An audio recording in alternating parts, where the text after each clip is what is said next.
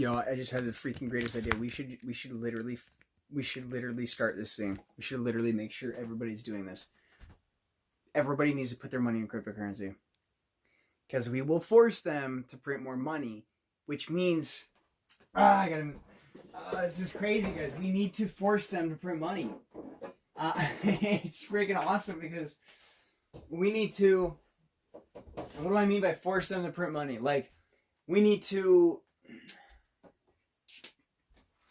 So here's this bank account up here. Here's US dollar bank account out here. This is cryptocurrency. The more money we funnel into cryptocurrency, let's say we took 100% of the United States dollars and put it into cryptocurrency.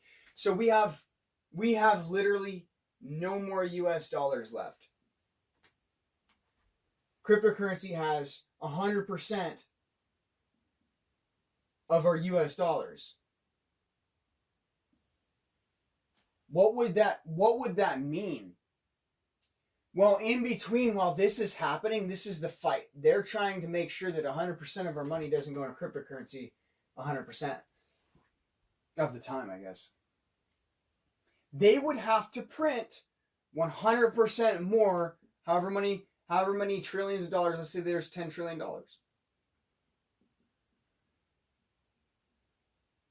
In the United States, I don't think there's that much, but they would have to print that much again. So we went ahead, and so how they go ahead and the companies will shred money every 6 months so they can keep the economy down here. We would literally take what they were trying to shred and save it. We're saving what these people are trying to shred. So we're literally duplicating money the more money we put into cryptocurrency. All right, somebody just called me and destroyed the video. They ruined it. I'm just kidding. I'll just clip it together. Anyways, back at it again. So 50%. Like, let's lower it to 50%. Let's remake the graph. 50% of our US dollars is left in the US dollars. And 50% of it went into cryptocurrency. Right? Because the only reason cryptocurrency has value is because US dollars is funneling in there. Right? So, my piano's in the way. They're going to have to cover for that amount of cash because we've saved it. What if everybody pulled out? Let's put it this way. This 50% is in cryptocurrency. They have to reprint another 50%. We have now made 150%.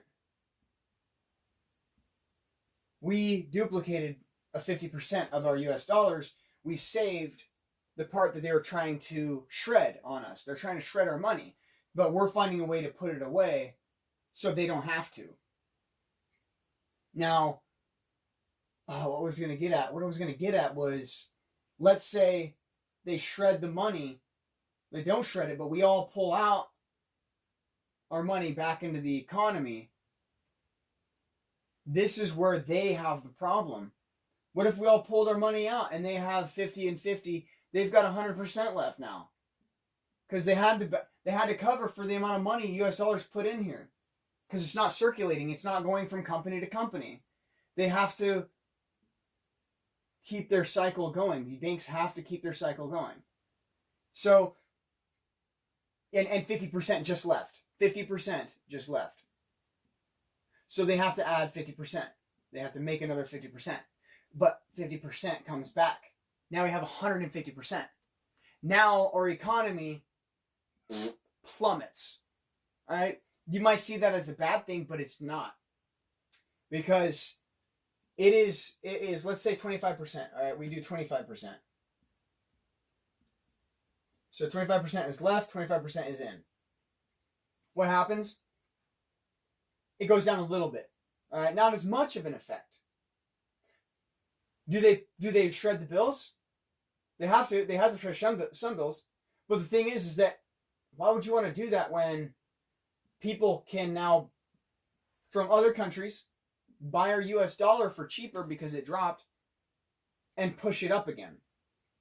So even though we have more, let's say the 150 is there now, even though we have 150% more dollars or 50% more, the value stays the same because it dropped and other countries took advantage of it and spiked it.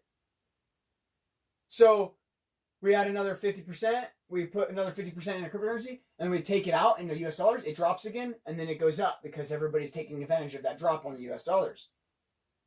So we will quite literally add more value to our US dollars by having cryptocurrency a part of our network, by having it a part of our universal amount of currency, our universal currency, right? Like you're saying over here, if 100% goes into cryptocurrency, they have to print another.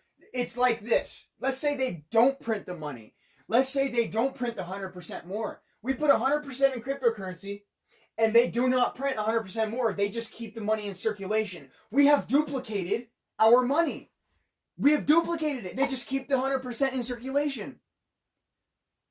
That is freaking big. That's a big deal, guys. This is like, we're talking, they never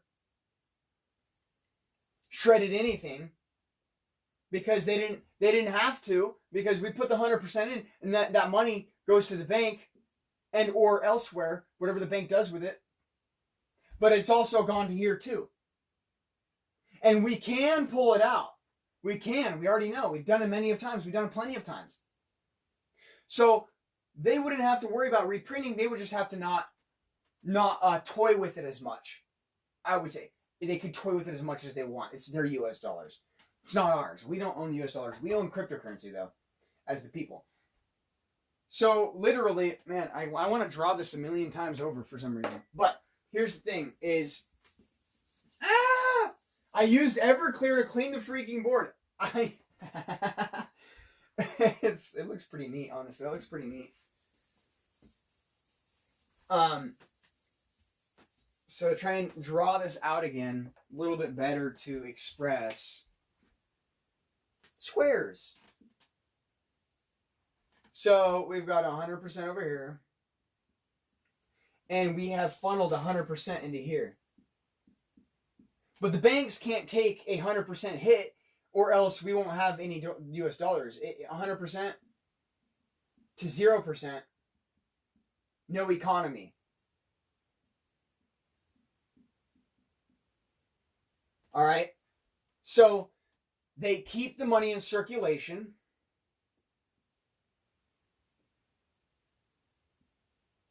And they let the people duplicate this money in circulation.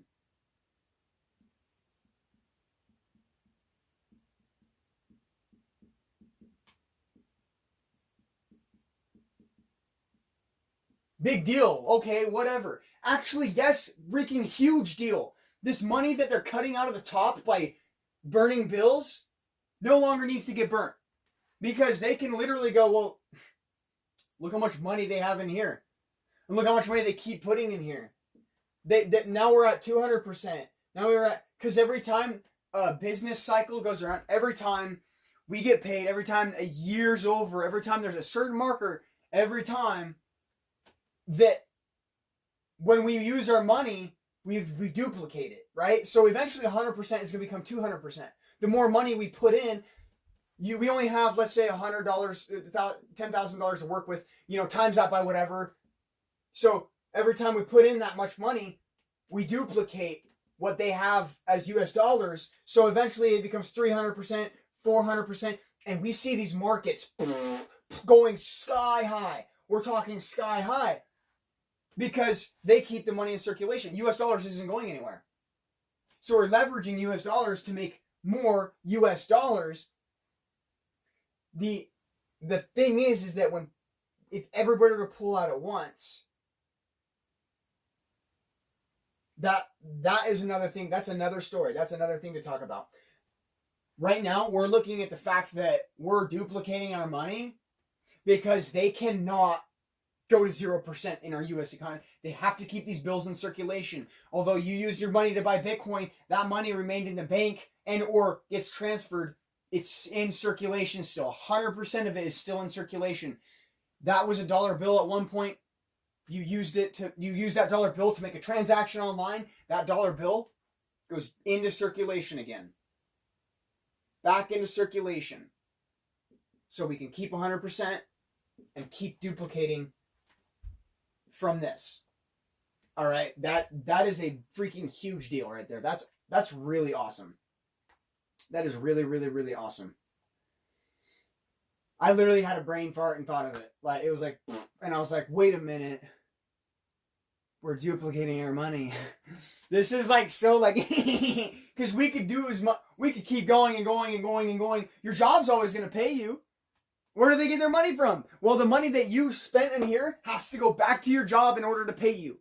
So in order for the business industry, for the industry to keep going, they have to keep it at 100%. It could go to 60%, but they will print more bills. They have to, because they don't want to stretch the economy or crumple it, and they don't want it to be versatile. They don't want the economy to be like tradable, like I was talking about in the previous video.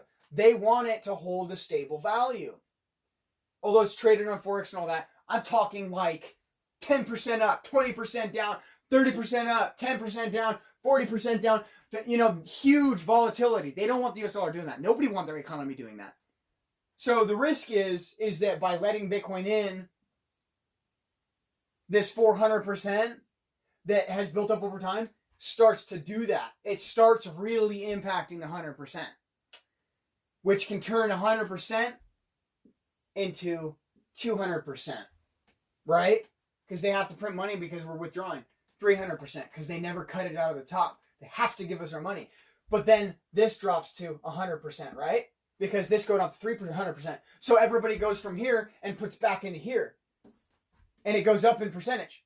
And so everybody goes from here, back into here, back into here, back into here. And we've now created a freaking incredible economy. Very incredible economy that goes up, up, and up, and up, and away. Because they, and if we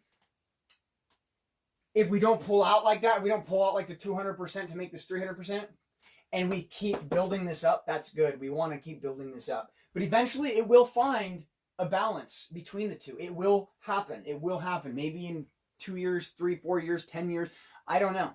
But that's like China. China didn't want this to be out without them really investigating it, seeing how it would affect their economy. And I think they're on the way to realizing that it's actually good to not cut money from the top and rather keep that money in the pocket of the people, right? Instead of burning so many and shredding so many bills, why not have those bills go elsewhere into the cloud network and keep those bills in circulation? Keeps the economy stable still. And or, you know, just keep 100%. It goes to 101%. They burn the 1%. They just keep it 100%.